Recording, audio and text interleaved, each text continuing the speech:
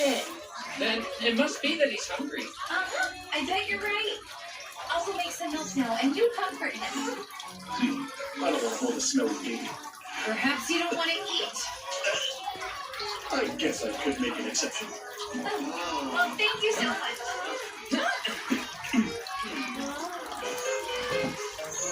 You have to go like, peekaboo, baby. And peekaboo. Ooh,